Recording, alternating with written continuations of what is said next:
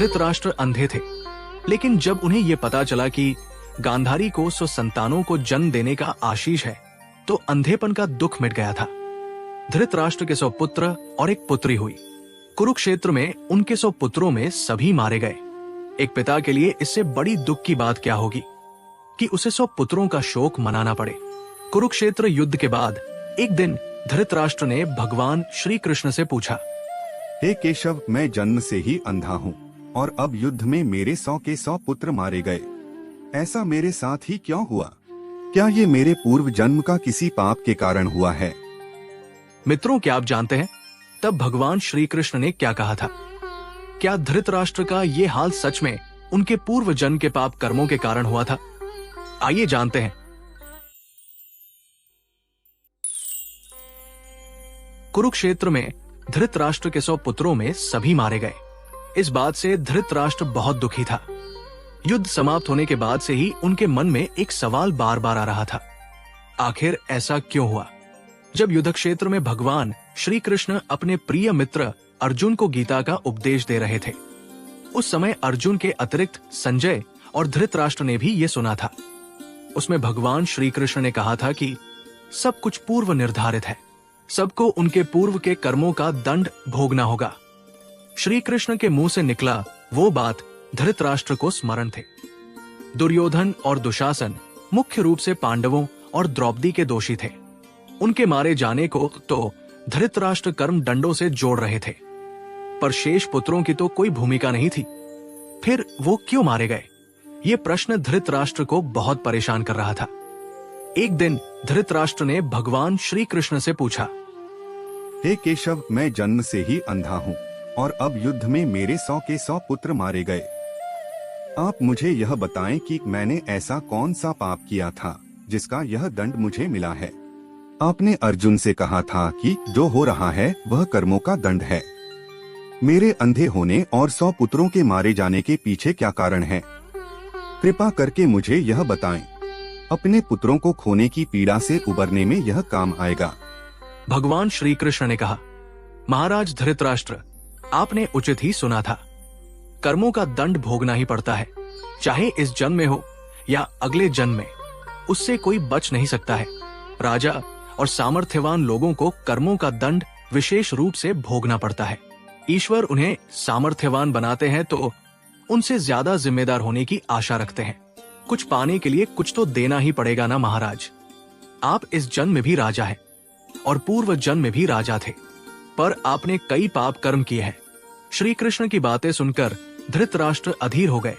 वे बोले, हे केशव, मैंने इस जन्म में जो किया वह मेरे सामने है।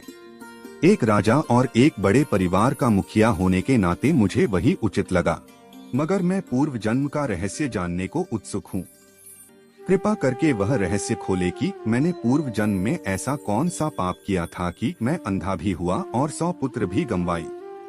भगवान श्री कृष्ण ने धृतराष्ट्र को पूर्व जन्म की याद दिलानी शुरू की। भगवान श्री कृष्ण बोले, हे राजन, पिछले जन्म में भी आप एक राजा थे और उस जन्म में आप एक प्रजा पालक राजा थे। आपके न्याय पर आपके प्रजा बहुत विश्वास करते थे। आप सदा सत्य का पालन करते थे। हे राजन, उस समय आपके राज्य में एक ब्राह्मण रहते थे।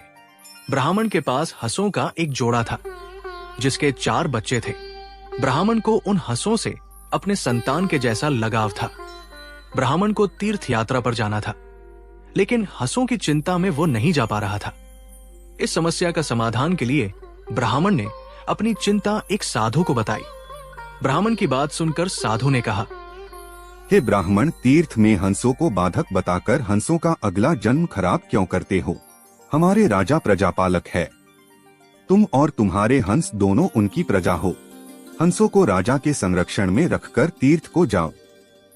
हे राजन, वो ब्राह्मण ये जानते थे कि आप एक प्रजा पालक राजा थे, इसलिए ब्राह्मण को साधु महात्मा की सुझाव अच्छी लगी। अगले दिन ब्राह्मण आपके पास आया और अपनी सारी परेशानी कह सुनाए। आपने ब्राह्मण के तीर्थ से लौट आने तक हंसों की रक्षा का दायित्व स्वीकार लिया। इस बात से वो ब्राह्मण बहुत प्रसन्न हुए और ब्राह्मण ने हंस और उसके बच्चे को आपके पास रखकर तीर्थ यात्रा को चला गया। हे राजन, हंस आपके महल के तालाब में ही पलने लगे आपको एक दिन मांस खाने की इच्छा हुई। आप अपने महल के बाग में घूम रहे थे। तभी आपकी नजर उन हंसों पर गई।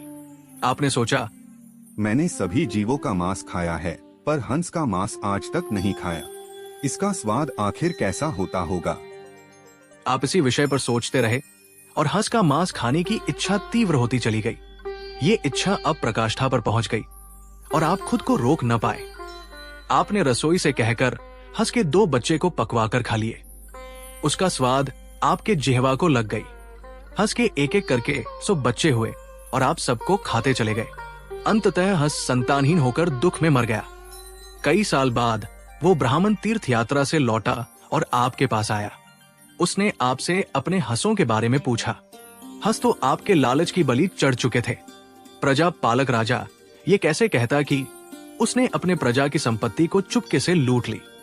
इसलिए आपने ब्राह्मण से कह दिया कि हंस बीमार होकर मर गए। ब्राह्मण आप पर पूरा भरोसा करता था। उसने आपकी बात मान ली और विलाप करके घर चले गए। महाराज धृतराष्ट्र, आपने हंस के बच्चों को खाकर और फिर झूठ बोलकर एक साथ कई अपराध किया। आपने तीर्थ यात्रा पर गए ब्राह्मण के साथ विश्वासघात किया, जिसने आप पर इतना विश्वास किया था।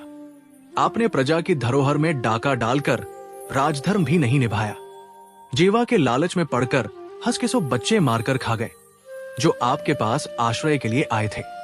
इस तरह आपने उस असहाय का वध किया, जिसे आपने आश्रय दिया था। ये बहुत बड़ा पाप है। हे राजन, उन गूढ़ पाप कर्मों का आपको दंड मिला है। जैसे आपने जिह्वा के लालच में हंस के 100 बच्चे मारे, वैसे ही आपके 100 पुत्र लालच में पड़कर मारे गए। उन सब के जिह्वा भी आवश्यकता से अधिक उद्दंड थी।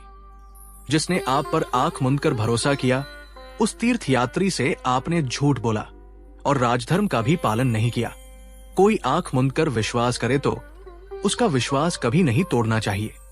आपके द्वारा पूर्व जन्म में किया इसी विश्वासघात के कारण आप अंधे और राजकाज में विफल व्यक्ति हो गए। भगवान श्री कृष्ण ने फिर कहा, हे राजन, सबसे बड़ा चल होता है विश्वासघात। आप उसी का फल भोग रहे हैं। भगवान श्री कृष्ण से अपने पूर्व जन्म के पाप कर्मों की बात सुनने के बाद धृतराष्ट्र मौन रह गया। उसके बाद वो कुछ ना बोल सका और अपने 100 पुत्रों की मौत को स्वीकार लिया। मित्रों, आज की कथा आपको पसंद आई हो तो ऐसे ही अन्य कथा जानने के लिए कृपया हमारे चैनल को सब्सक्राइब कर लीजिए। आगे अन्य एक नई कथा के साथ फिर मिलने की आशा से और आप सभी की कुशल कामना के साथ आज के लिए विदा लेता हूं। धन्यवाद। जय श्री कृष्ण।